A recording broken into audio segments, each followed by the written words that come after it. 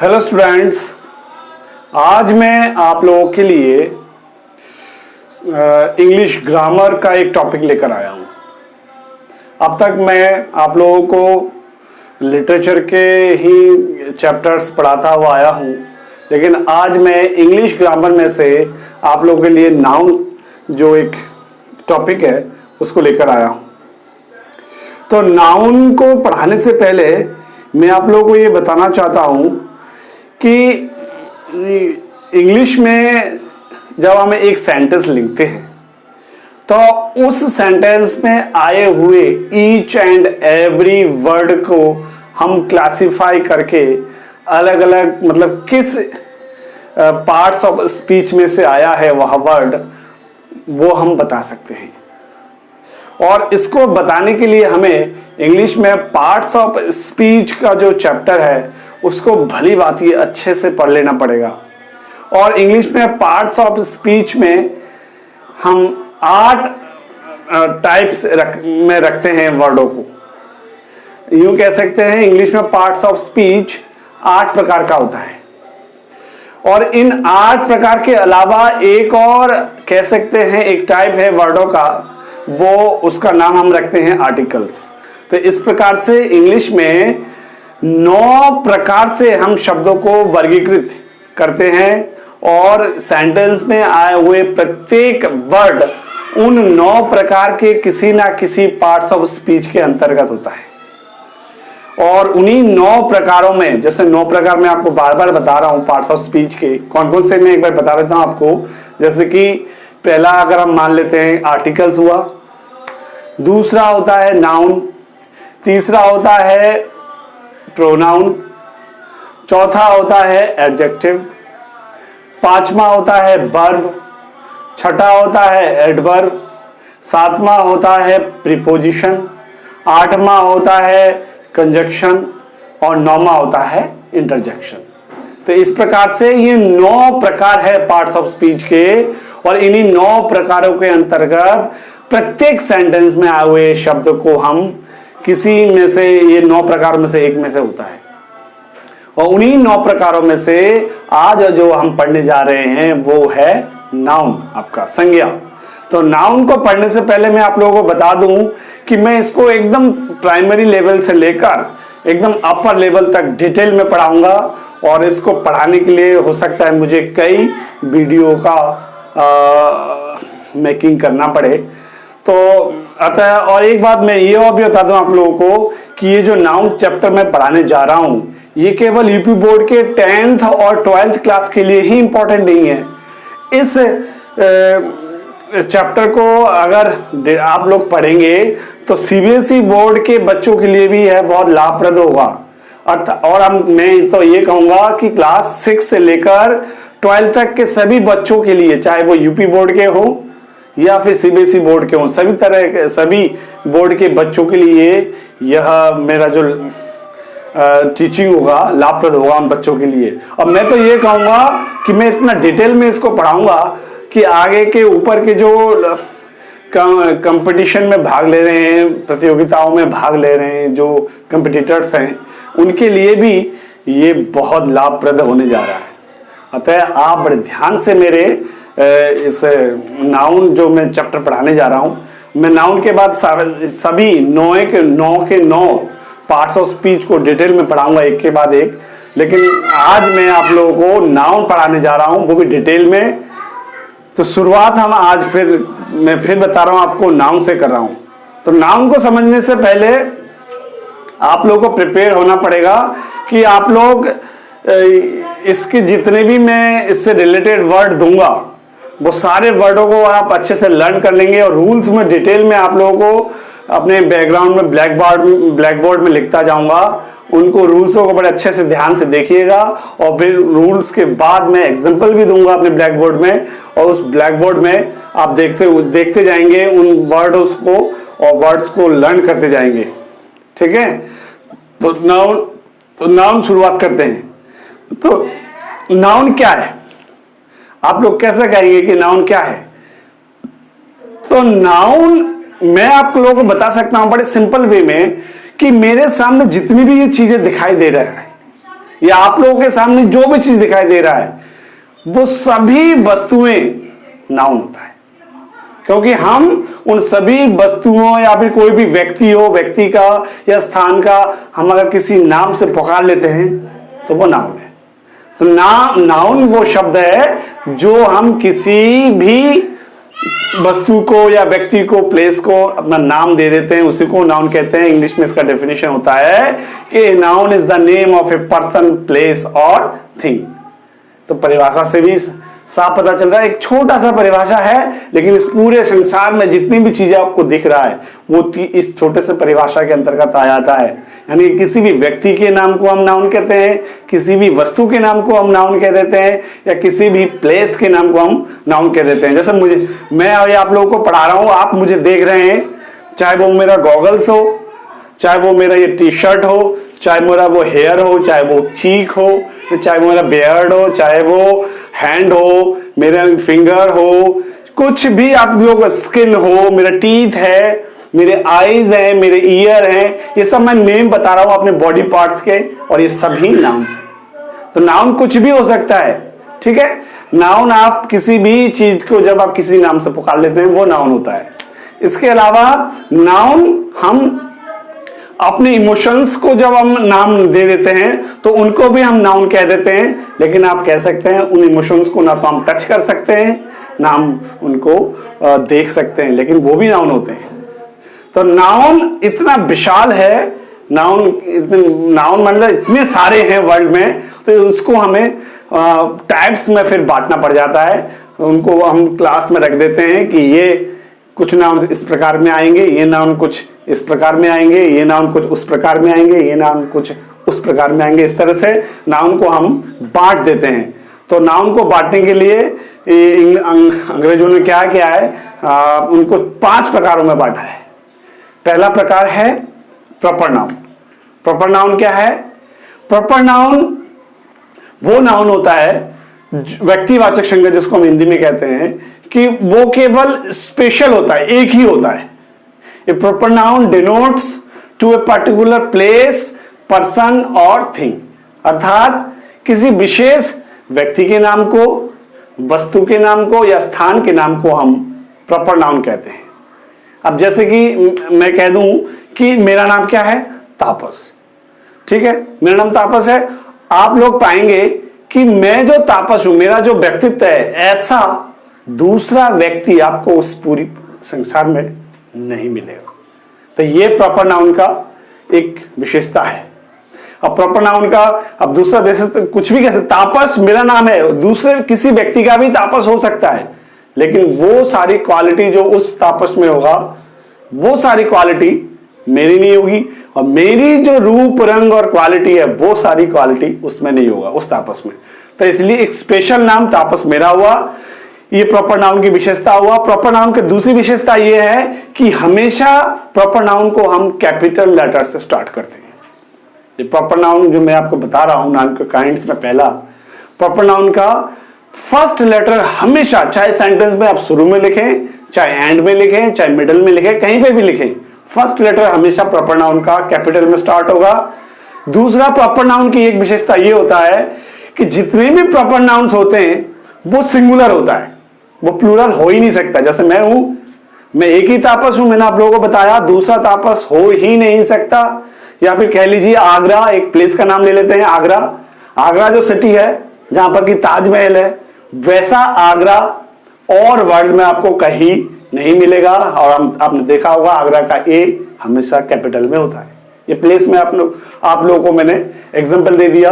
अब जैसे और उदाहरण हम किसी थिंग में ले लेते हैं, जैसे हम ले लेते हैं कलम से रेनॉल्ड। रेनॉल्ड क्या है?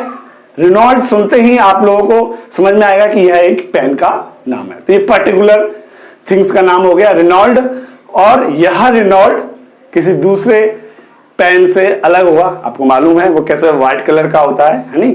तो इस तरह से पर्टिकुलर वस्तु, प्लेस और पर्सन के नाम को, नेम को हम प्रॉपर नाउन कहते हैं। ये और इसका विशेषता ये होता है कि ये सिंगुलर से प्लूरल कभी नहीं बनता है, और इसका फर्स्ट लेटर हमेशा इंग्लिश में कैपिटल से स्टार्ट होता है। और इसके सारे उदाहरण मैं आप लोगों को ब्लैक बोर्ड में भी दे रहा हूं, उनको अच्छे से समझ लीजिएगा। ठीक है, अब दूसरा जो नाउन का प्रकार है वो है कॉमन नाउन। कॉमन नाउन जिसको हिंदी में कहते हैं जातिवाचक संज्ञा। तो कॉमन नाउन क्या है? कॉमन नाउन डिनोट्स किसको डिनोट्स करता है कि not one particular person, place और थिंग। अर्थात कॉमन नाउन प्रॉपर नाउन की तरह एक विशेष व्यक्ति, वस्तु या स्थान को डिनोट्स नहीं करता है। वह किसको डिनोट्स करता है? Common noun is common to any and every person और थिंग और place of the same kind. अर्थात एक ही प्रकार का होगा और वो किसी वस्तु का, व्यक्ति का या वस्तु का नाम, प्लेस का ही, स्थान का नाम होगा, लेकिन वो प्रॉपर नाउन से इस तरह से डिफरेंट होगा कि हम कॉमन नाउन को, एक तो इसकी विशेषता ये हम देख सकते हैं इस पहचानने के लिए कि कॉमन नाउन को हमेशा हम सिंगुलर से प्लूरल बना सकते हैं। कितना आसान हो गया। बस आपको जो भी नाउन दिखे और उसको अगर आप सिंगुलर से प्लूरल बना लें तो समझ लीजिए वो कॉमन नाउन है। तभी तो ये कॉमन हुआ ना। कॉमन आप जानते हैं जातिवाचक, कॉमन का मतलब जो यहां पे भी है और जो वहां पे भी है। आप जैसे मैथ में पढ़ते हैं कॉमन ले लेते हैं नहीं, लघुत्तम, कौन सा लघुत्तम समावर्तक और क्या लेते हैं नहीं मैथ में, ऐसे ही एलसीएम लेते हैं मैथ में कि दो उसमें भी आ गया, 10 के टेबल में भी 2 आ गया और 20 के टेबल में भी 2 आ गया, तो 2 कॉमन हो गया 20 में भी और 10 में भी। इस तरह से ये नाउन में भी ऐसा होता है कि वो व्यक्ति का नाम तो हो सकता है लेकिन वो व्यक्ति यहां पे भी होगा, वो व्यक्ति वहां पे भी होगा, वो व्यक्ति और कहीं पे भी होगा। इसी तरह से स्थान का नाम भी हो सकता है, वो स्थान यहां पे भी हो सकता है, वहां पे भी हो सकता है और कहीं पे भी हो सकता है। इसी तरह से कॉमन नाउन वस्तु का नाम भी होगा, वो यहां पे भी हो सकता है, वहां पे भी हो सकता है, कहीं पे भी हो सकता है। इस तरह से यह प्रॉपर नाउन से भिन्न है, जबकि प्रॉपर नाउन एक ही होगा, कहीं पे और नहीं मिलेगा, लेकिन कॉमन नाउन आपको सब जगह मिलेगा। और तो इसका मैंने इसीलिए बताया कॉमन नाउन का एक सबसे आसान जो एग्जांपल है और जो याद करने का तरीका है कि कॉमन नाउन को हम सिंगुलर से प्लूरल बना सकते हैं। और कॉमन नाउन का दूसरा जो प्रॉपर नाउन में हम कैपिटल लेटर बनाते थे, कॉमन नाउन के साथ ऐसा कुछ भी नहीं है, वो स्मॉल लेटर से ही स्टार्ट होता है, या फिर अगर शुरू में आएगा सेंटेंस में तो वो तो कैपिटल लेटर से स्टार्ट होगा ही होगा। अब इसके एग्जांपल मैं आपको दे दूं, जैसे कि बुक हुआ, बुक का बुक्स हो गया, है नहीं। अब जैसे आदमी का नाम दे दिया, मैं क्या हूं, एक मैन हूं, ठीक है, और बाहर और आदमी लोग टहल रहे हैं, वो भी क्या है, मैन है, तो मैन कॉमन नाउन हो गया। मैन का प्लूरल मैन होता है, MEN मैन, ऐसे बॉय लड़के का नाम हो गया, बॉय हमारे घर पे जो रहता है लड़का है वो भी बॉय है, आपके घर में जो रहता है वो भी बॉय है, तो ये कॉमन नाउन हो गया। थिंग में जैसे हमने कह दिया शर्ट, ये टी शर्ट, मेरा ये भी टी शर्ट है, आप लोग पहनते हैं वो भी टी शर्ट है, और टी शर्ट का टी शर्ट हो जाता है, ये कॉमन नाउन हो गया। ठीक है, तो कॉमन नाउन का सबसे आसान तरीका है समझने का कि कॉमन नाउन हमेशा सिंगुलर से प्लूरल हो जाता है, लेकिन प्रॉपर नाउन सिंगुलर से प्लूरल नहीं होता है। तीसरा जो नाउन का प्रकार है वो है कलेक्टिव नाउन, समूहवाचक संज्ञा। ये क्या है कि collective noun denotes A group of collection of similar individuals considered as one complete whole। अर्थात समूहवाचक संज्ञा वह संज्ञा होता है जो किसी वस्तु, व्यक्ति या स्थान का समूह होता है, लेकिन उसको हम एक मानकर चलते हैं। समूह होता है और एक मानकर चलते हैं, और सभी एक जैसे होते हैं और एक ही काम करते हैं मिलकर, सभी एक होते हैं और एक ही काम करते हैं, उनका उद्देश्य एक ही होता है। अलग अलग उसमें होते बहुत से लोग हैं, लेकिन सब मिलकर क्या करते हैं, एक काम।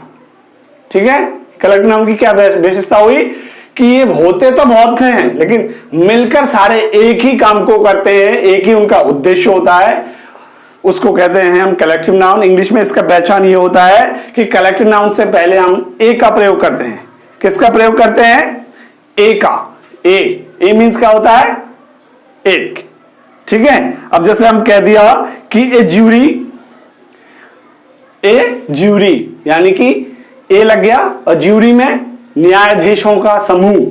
ठीक है, इंग्लैंड जब ब्रिटिश काल था तो कई जज मिलकर बैठते थे। अभी भी हमारे सुप्रीम कोर्ट में 5-5 जज मिलकर बैठते हैं और उसको हम ज्यूरी बोलते हैं। 5 जजों को मिलकर हम ज्यूरी बोलते हैं और उसको हम कहते हैं ए ज्यूरी। तो ये कलेक्टिव नाउन हो गया। है 5 लोग लेकिन 5 लोगों का निर्णय एक होगा तो ये कलेक्टिव नाउन हो गया। अगर 5 का अलग अलग निर्णय हुआ तो ये कलेक्टिव नाउन नहीं होगा। कलेक्टिव नाउन भी ठीक प्रॉपर नाउन की तरह होता है, अर्थात इसका सिंगुलर से हम प्लूरल नहीं बना सकते हैं। हमेशा कलेक्टिव नाउन सिंगुलर ही होता है, ये आपको ध्यान रखना है। ठीक है, और कलेक्टिव नाउन क्या होता है? मैंने आपको बताया कि समूह में होता है लेकिन हमेशा उनका काम या उद्देश्य एक ही होता है। इंग्लिश में पहचान इसका यही मैंने आपको बताया कि ए लगा रहता है। ठीक है, जैसे कि ए हर्ड ऑफ कैटल यानी कि मवेशियों का एक दल। ठीक है, या फिर ए बंच ऑफ ग्रेप्स। तो यहां पर क्या है? ये हुआ क्या कहते हैं? ग्रेप्स मीन्स क्या होता है? अंगूरों का गुच्छा है। ए बंच ऑफ कीज चाबियों का गुच्छा। ठीक है, ए बैच ऑफ बॉयज लड़कों का एक दल। ए बैच ऑफ बॉयज। तो इस तरह से ये सारे कलेक्टिव नाउन है क्योंकि इसमें बहुत सारे हैं लेकिन सब ए बैच ऑफ बॉयज मिलकर क्या कर रहे हैं? मैथ पढ़ रहे हैं। मिलकर क्या कर रहे हैं? इंग्लिश पढ़ रहे हैं। सबका उद्देश्य एक ही है, काम एक ही है, इसीलिए यहां कलेक्टिव नाउन है। और भी बहुत सारे उदाहरण हैं जो मैं आप लोगों को ब्लैक बोर्ड में लिखे दे रहा हूं, इनको आप ध्यान से देखिए। इनका मैं हिंदी में भी लिख दिया हूं, इनको आप बड़े हिंदी में भी दे दिया हूं, इनको आप अच्छे से याद करिए। सारे कलेक्टिव नाउन्स हैं, इनके साथ हमेशा हम सिंगुलर वर्ब का प्रयोग करते हैं। आपको ये ध्यान रखना है, जब भी ये सब्जेक्ट बनकर आते हैं कलेक्टिव नाउन तो इनके साथ हम क्या करते हैं? सिंगुलर वर्ब का प्रयोग करते हैं। क्यों? क्योंकि मैंने आपको बताया कि कलेक्टिव नाउन हमेशा सिंगुलर ही होता है।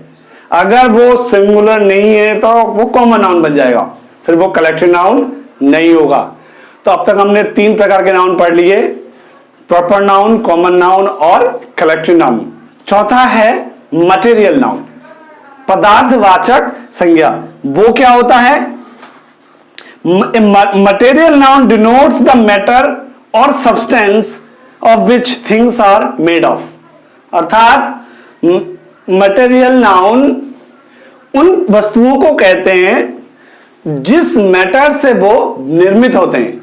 आप इसको सरल भाषा में कह लें, मैंने जहां तक समझा है कि जितने भी चीजें जमीन से के नीचे से हम खोद कर निकालते हैं वो सारे मटेरियल नाउन है।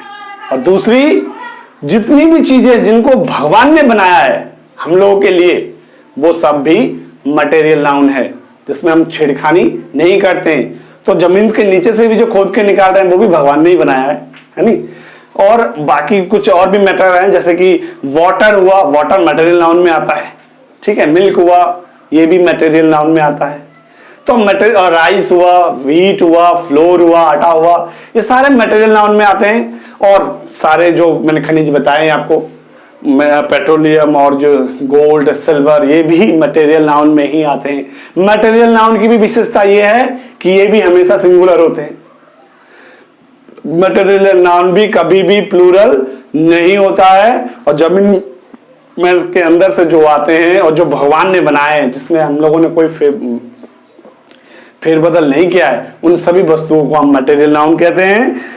और मटेरियल नाउन हमेशा सिंगुलर में ही यूज होता है।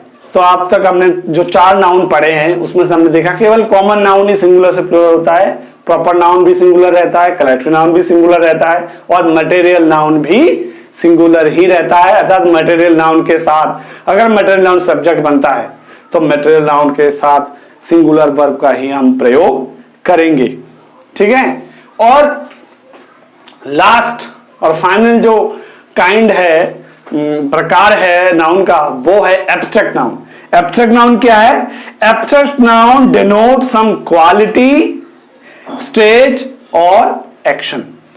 परिभाषा से समझ में आ रहा होगा कि एब्स्ट्रैक्ट नाउन वो सभी नाउन्स हैं जिसमें हम किसी गुण के बारे में पता कर पाते हैं या किसी कार्य के बारे में पता कर पाते हैं, ठीक है, या किसी दशा, स्टेट के बारे में पता कर पाते हैं। एब्स्ट्रैक्ट नाउन की विशेषता यह है कि ये अक्सर करके या तो किसी वर्ब से बनाए जाते हैं या फिर किसी एडजेक्टिव से बनाए जाते हैं। समझ में आ रहा है आप लोगों को कि एब्स्ट्रैक्ट नाउन क्या होता है? एब्स्ट्रैक्ट नाउन हमेशा या तो किसी एडजेक्टिव के द्वारा बनाया जाएगा, एडजेक्टिव से वर्डों का, लेटरों का फेरबदल करके, अक्षरों का आगे पीछे करके हम एडजेक्टिव को एब्स्ट्रैक्ट नाउन में बदल देंगे, या फिर किसी वर्ब से हम एब्स्ट्रैक्ट भाववाचक संज्ञा बनाएंगे, वो भी, उसमें भी हम लेटर्स को आगे पीछे थोड़ा सा मिला के या कुछ घटा के बना देते हैं। जैसे कि अब मैं आपको उदाहरण दूं, जैसे कि आप जैसे कि इंटेलिजेंट है, इंटेलिजेंट, इसको हम सभी जानते हैं, इंटेलिजेंट मीन्स बुद्धिमान, यह एडजेक्टिव है। ये क्या है? एडजेक्टिव। लेकिन इसी इंटेलिजेंट से हम एब्स्ट्रैक्ट नाउन बना सकते हैं, इंटेलिजेंस, बुद्धिमत्ता। ठीक है, तो एडजेक्टिव से हमने एब्स्ट्रैक्ट नाउन बना दिया। जैसे कि वाइज है, बुद्धिमानी, बुद्धिमान, और विजडम, ये एब्स्ट्रैक्ट नाउन हो गया, बुद्धिमानी। ठीक है, एक्शन, एक्शन कैसे हो सकता है? जैसे कि लाफ मीन्स क्या होता है? हंसना। लाफ मीन्स क्या होता है? हंसना। लेकिन इसी से हम एब्स्ट्रैक्ट नाउन बना सकते हैं लाफ्टर, हंसी। ठीक है, तो आगे के वीडियो में मैं जो नेक्स्ट वीडियो लेकर आऊंगा उस वीडियो में मैं आप लोगों को बताऊंगा कैसे एब्स्ट्रैक्ट नाउन बनाए जाते हैं, क्या रूल्स है, और मैं ये भी बताऊंगा कि ये जो 5 प्रकार के नाउन है इनको हम एक सेंटेंस में कहां कहां प्रयोग कर सकते हैं, अर्थात नाउन के क्या फंक्शन है, वो मैं डिटेल में बताऊंगा। मैं ये भी बताऊंगा कि नाउन जो कॉमन नाउन है उनको सिंगुलर से प्लूरल कैसे बनाए जाते हैं, उसके भी रूल्स है, वो भी मैं बताने जाऊंगा। और मैं ये भी अगले वीडियो में, नेक्स्ट वीडियो में बताऊंगा कि ये जो नाउन है उनको जेंडर के अनुसार भी 4 प्रकार में बांटा गया है। वो 4 किस प्रकार के जेंडर हैं और कैसे बनाए जाते हैं वो भी मैं डिटेल में नेक्स्ट वीडियो में बताऊंगा। आज के वीडियो में बस हम नाउन के बारे में इतना ही पढ़ेंगे। थैंक यू, धन्यवाद।